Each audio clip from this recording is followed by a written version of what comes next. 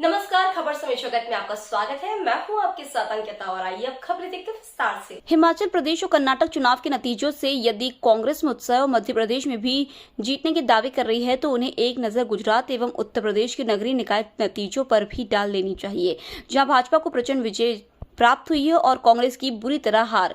यह कहना है मंदसौर से भाजपा के विधायक यशपाल सिंह सिसोदिया का। मध्य प्रदेश में नेताओं और कार्यकर्ताओं में व्याप्त असंतोष और नाराजगी पर विधायक सिसोदिया ने कहा कि समय रहते हमारे वरिष्ठ नेता इसे दूर कर लेंगे और समन्वय बना लिया जाएगा। आगे देखिए हमारे प्रबंध संपादक संदेश नेमा के साथ भाजपा विधायक यशपाल सिंह सिसोदिया की खास चर्चा। नमस्कार साथियों, खबर समय जगत में आपका स्वागत है और हमारे साथ फोन लाइन पर भाजपा के वरिष्ठ विधायक यशपाल सिसोदिया मौजूद हैं। नमस्कार यशपाल जी। जी नमस्कार, प्रणाम। मैंने कहा भाई साहब, ये कर्नाटक भी हार गए, उसके पहले हिमाचल हारी थी भाजपा, कांग्रेस में जबरदस्त उत्साह है। देखिए कर्नाटक और आपने जो बताया है तमिलनाडु का, उसके साथ साथ आप ये भी बताइए ना कि गुजरात के परिणाम और उत्तर प्रदेश के हालिया जो महापौर का इलेक्शन हुआ था। हिमाचल बोला था, हिमाचल, तमिलनाडु नहीं। सॉरी, हिमाचल। हाँ। आज हिमाचल बोल रहे हैं और कर्नाटका बोल रहे हैं। हाँ। तो आप गुजरात भी कहिए और उत्तर प्रदेश में जो 38 से भी ज्यादा सफलता मिली, 18 में से 18 महापौर भारतीय जनता पार्टी के जीते हैं। तो कर्नाटक की जगह कर्नाटक है, मध्य प्रदेश की जगह मध्य प्रदेश है। यही आपकी इसी खूबी का, यशपाल जी की खूबी का मतलब पूरा मीडिया कायल है। मतलब जो आप बात जो आपका जवाब देने की शैली है। लेकिन अभी फिलहाल कर्नाटक इसलिए चर्चाओं में है क्योंकि यहाँ मतलब बजरंगबली को भी ले आए बीजेपी और तमाम सारी चीजें जो देखने सुनने में आई, उन सब की वजह से कर्नाटक इसलिए ज्यादा चर्चा में है। देखिए बजरंगबली हो या प्रभु श्री राम जी का स्मरण हो, ये तो हमारे मन मस्तिष्क में बसे पड़े हैं। और आज अगर कांग्रेस इस बात को लेकर के हनुमान चालीसा कर रही है या अपने कांग्रेस के कार्यालय पर भगवा फहरा रही है, तो कांग्रेस को क्या कहेंगे अपन? हम तो लेके 40 साल से कर रहे हैं कि भगवान श्री राम का मंदिर बनना चाहिए, प्रभु श्री राम हमारे आराध्य हैं। ये तो हिंदुत्व के नाम पे तो ये भड़क गए कांग्रेस के लोग और मध्य प्रदेश, इनको तो राम काल्पनिक लगते हैं। यशपाल जी, मध्य प्रदेश की यदि हम बात करें, मध्य प्रदेश की स्थिति के बारे में बात, जो सर्वे में भी शायद संघ के सर्वे में ही सामने आया है कि मध्य प्रदेश में भाजपा की स्थिति ठीक नहीं है। 70 सीट के आसपास अनुमान बता रही है संघ। देखिए सर्वे कभी भी भारतीय जनता पार्टी के चुनाव को, हार को और जीत को लेकर के सर्वे नहीं कराता है। हाँ। ये पता नहीं कहाँ से चल रहा है, कौन सी प्रामाणिकता के साथ कौन बता रहा है कि सर्वे कराया, सर्वे कराया। संघ विचारधाराओं के साथ भारत की संस्कृति और हमारी जो मानदंड है, जो हमारा हिंदुत्व एजेंडा है या राष्ट्रीय स्वयंसेवक देश की है, हमारी जो सीमा सुरक्षा की बात कर रहा है। चुनाव में कराना, मैंने तो पहली बार सुना कि भारतीय जनता पार्टी के लिए कुछ चुनाव को लेकर के 2023 का कोई सर्वे करवा रहा है। लेकिन अभी जो देखने में आ रहा है, जो असंतोष और नाराजगी जो रोज देखने में आ रही है, रोज बढ़ती जा रही है। देखिए आपके पूर्व मंत्री, भाजपा के संस्थापक सदस्य के पुत्र ने कांग्रेस छोड़ दी और भी कई नेता भाजपा छोड़ दी और कांग्रेस ज्वाइन कर ली। और भी ऐसी स्थिति जो देखने में आ रही है, मंत्रियों के विवाद, सीएम को शिकायत कर रहे हैं। ये सब चीजें ठीक है क्या चुनाव के सर पे चुनाव होते हुए? नहीं, देखिए कुल मिला के अंतोगत्वा अगर आप देखेंगे तो फिर कुल अंत में भी जाकर के भारतीय जनता पार्टी का जो कार्यकर्ता होता है, जो लीडर होते हैं, अगर वो कहीं असंतोष की बात यदि आज कह रहे हैं या उनके मन में कहीं असंतोष है, मैं मानता हूँ कि चुनाव तक सारे असंतोष जो होंगे वो दूर कर लिए जाएंगे। और भारतीय जनता पार्टी तो संवाद में विश्वास करती है, समन्वय में विश्वास करती है, साझेदारी में विश्वास करती है। और इन सबको लेकर के अगर कहीं थोड़ा बहुत किसी प्रकार की कोई बात आती भी है तो देखिए बहुत से हमारे भी लीडर बाद में जाकर के उस बात को स्वीकार भी कर लेते हैं।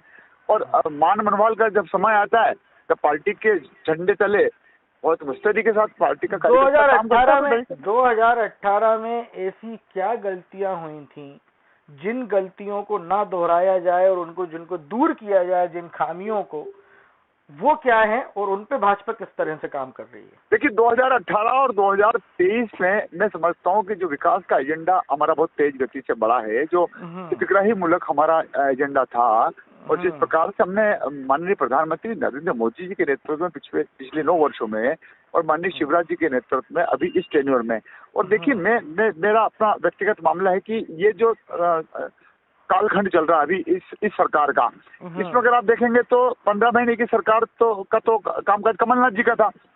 2 वर्ष हमको कुल मिलाकर के और कोरोना की लड़ाई में हो गया। 3.5 साल की तो हमारी सरकार नहीं, इसको आप माइनस कीजिए, बचिए हमारे 1.5 साल का।